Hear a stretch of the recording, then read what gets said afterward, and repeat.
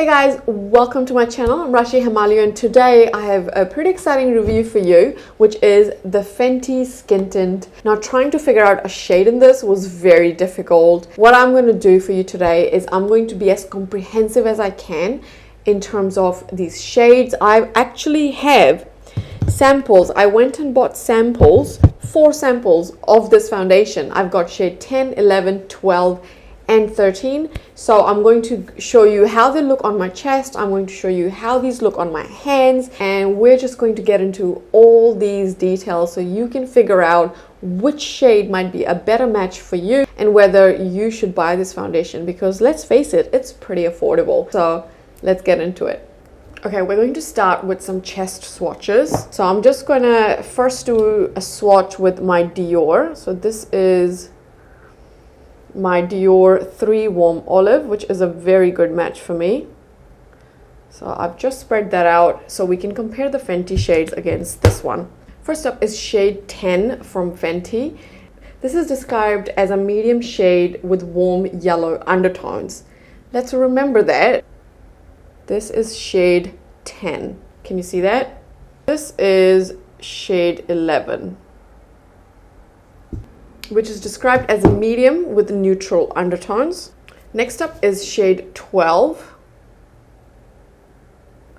This is definitely a lot warmer than my skin tone. This is shade 12, which is described as a medium with warm golden undertones. And then shade 13, I'm gonna swatch right next to it. So this is shade 13, described as medium with warm undertones. Shade 11, which is this shade right here, although it looks like it could really work for my skin tone, in real life, when I'm looking at these undertones, this is definitely completely off. It leans very, very neutral, and I know this is definitely not the shade for me. Shade 13 is way too warm, so shade 13 could probably be a really good match for me in summer, but not a match for me right now. And so I'm actually debating between shade 12 and shade 10. Now, shade 10 looks like a really good match in terms of depth of color. It looks really, really good. It's very close to the Dior. The only issue I've had with shade 10 is that I feel like the undertone is slightly off. And what I'm going to do for you today is half of my face I'm going to do shade 10 and the other half 12. So if you're close to my skin tone, you can kind of see what they look like on my skin tone. Application with a brush is fine, but it's not the best. The best thing to do is actually apply this foundation with your fingers. I find that the fingers, the warmth of your skin really melts the product in, and then this foundation starts looking more and more skin-like, and so you kind of really need that warmth from your hand. So fingers really is the best application. So that's what I'm going to do today. So going with shade 10 on this side, I'm just going to apply this. See, do you see against my skin that the foundation isn't warm enough? Does that make sense? I hope so. It looks maybe a little bit too light. Now my face is a little bit more tan than my chest, to be fair, because we are coming from our summer. We're in fall right now, so my skin actually is a little bit tan, and it will go lighter in winter. So I'm just going to apply shade 10, focusing that on this half of my face, and then I'm just going to smooth this in. I hope you can see that the undertone isn't right for me for shade 10, even though on my chest shade 10 looked like a really good match. But it's still wearable. So I can definitely, you can see that even though, yes, maybe it's a hint too light and the undertone is perhaps slightly wrong, I can still wear it. Like, it doesn't look bad. So this is what shade 12 looks like on my skin. Now you can straight away, hopefully you can see that the undertone for shade 12 is just better on me. Yes, the color is a little bit too warm, definitely, but the undertone is better. Okay, so shade 12, I'm just going to spread that. And once I've got it on my skin, I just want to smooth this out.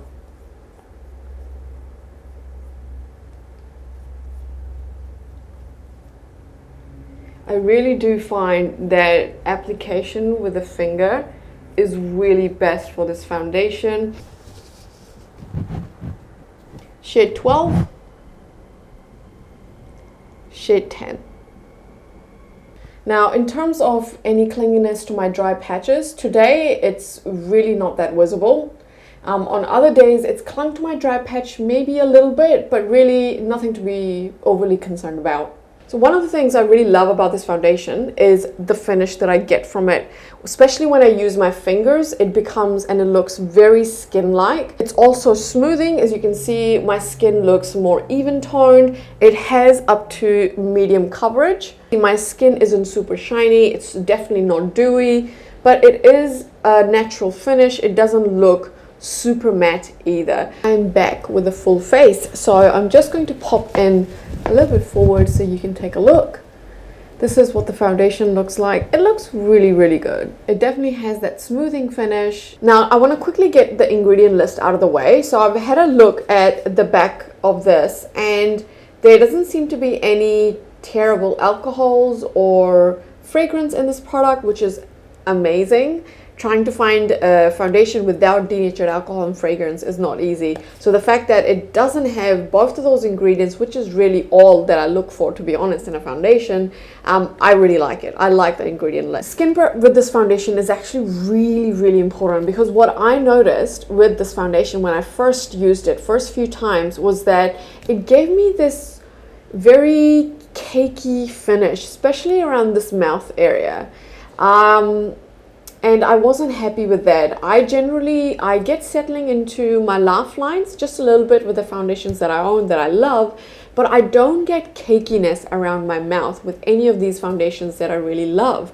So for me, the fact that this really clung to the lines around my mouth to the point where I thought, wait a minute, I didn't realize I had so many lines. For a couple of days, I tried this foundation underneath this moisturizer. So this is the Claire's Midnight Blue Calming Cream. This and Fenty just did not gel well together. These are not compatible products. Fenty on top of this gave me creasing and just really cakey texture on my mouth, which I didn't enjoy. And then I swapped out this moisturizer for another moisture that I also rotate for my skincare routine, which is Youth to the People Adaptogen Moisture Cream. This is a very, very beautiful moisturizer, more appropriate for me for my combination skin type in winter and fall rather than in summer. However, Fenty Skin Tint on top of this applied beautifully, and I didn't experience any cakiness or any of those creasing around my mouth area. So I think what products you use underneath this product is really important. If you have the skin tint already and you're experiencing issues like I have, just try and switch up your skincare prep. So this is something that I really want to point out with this foundation, is that this is a very beautiful foundation, but you may run into some issues, and if you do, just know, apply with your hands and switch up your skincare if you need to, if you're noticing any dryness, any cakiness around your mouth area. So this is just another tip for when you're trying out this foundation for yourself. Depending the powder that you choose may affect how this foundation looks. In terms of transfer resistant, I also agree with that. So what happened one day, I was wearing it and I really needed to take a nap. This was last weekend and I just wanted to take a nap, and I thought, wait a minute, this is a good way to test this foundation, whether it's going to come off on my pillow or not. Unfortunately, I didn't record it, so I don't have it to show it to you. But what I did do is I put an old t-shirt down my pillow. I went to sleep. So one side of my face, I just lightly touched the pillow and was sleeping kind of normally on my side. And then I turned around, and the other side of my face, I kind of smushed my face into the pillow as I was sleeping. And so what I noticed was when I woke up, yes, there was transfer on the pillow, but it actually wasn't that much. The side where I really smushed my face against the pillow looked a little bit patchy, a little bit blotchy. You could see that the foundation had come off. But the other side where I had slept on that pillow, but I wasn't really aggressive with the pillow, it was fine. My foundation looked pretty flawless and there was really minimal transfer.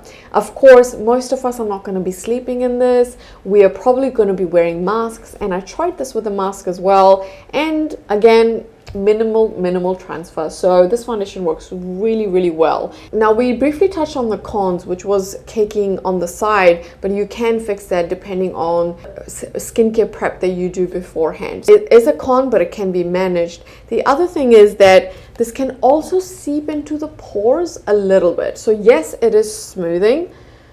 However, I find that if you are concerned about your pores and you have enlarged pores, what I highly recommend is either using a very smoothing powder on top of this foundation, like the Charlotte Tilbury, that will really help your pores look nice and smooth, or just making sure that you're using a pore refining or a pore smoothing primer underneath this foundation, because it does have a little bit of a tendency to really sink into those pores.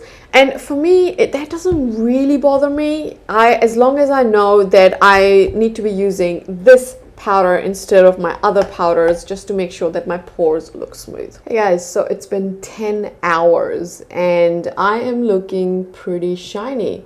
But as you can see, the foundation is still on my face.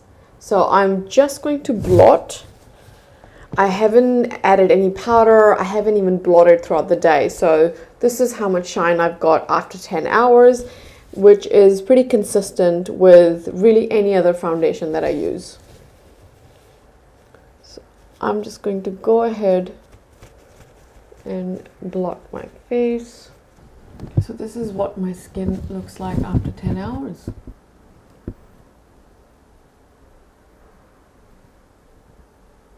This is shade 10, and then this is shade 12. This side is looking a little bit darker just because of the lighting situation that I've got at the moment, which I cannot change. So here I have a little bit of settling in my laugh line, but it's really not a lot. It's totally okay because I'm happy to tap that away at the end of the day. And then I've got just a teeny tiny bit of cakiness right here, a little bit here, and just a little bit here. So with this foundation, I feel like it does oxidize, but just a very small amount. Nothing major, nothing that I am personally concerned about, and it's not going to affect my decision into which shade I would get. Now, if I was to pat my finger just along the side of my face, just around my mouth area, the cakiness disappears. Overall, I think this foundation is actually really good. It ticks a lot of boxes for me, but I do have one concern that is kind of bugging me. I am not sure if this foundation is breaking me out or not. Since I've been using it this entire week, I've just used this foundation, I have been getting some breakouts. So I've got a couple of breakouts here. There's a new one starting to come here, and then I had a breakout around here as well. Unfortunately, there isn't a clear association that I can draw between these breakouts and this foundation because I have been eating a lot of junk food this whole week and from last week as well. We're talking lots of fizzy drinks and chocolate and hot cross buns, and it's just a lot of junk food. So possibly it's because of the junk food that I'm getting these breakouts, or it also could be this foundation. The jury's out on that. I'm going to have to try this a lot longer to figure out whether it's the foundation or it's actually something else that's breaking me out. But I wanted to put it out there just so you know. So I wanted to try the samples out before actually breaking the seal on this foundation, just to see if I was gonna like it, because I was thinking of returning this foundation if I didn't like it. I don't think this is a perfect foundation, but there are ways that you can really customize that for your skin type, and I hope the tips in this video have helped you today. I'm definitely keeping this foundation. As to what shade I'm gonna go with, because I bought shade 10 already online, I'm feeling way too lazy to go in store to swap it to shade 12, so for now I'm just gonna keep shade 10. I hope you found this video really valuable. If you did, please hit that like button and let me know in the comment section below if you're going to be getting this foundation, what shade you're thinking of, and I will see you guys in my next video. See ya!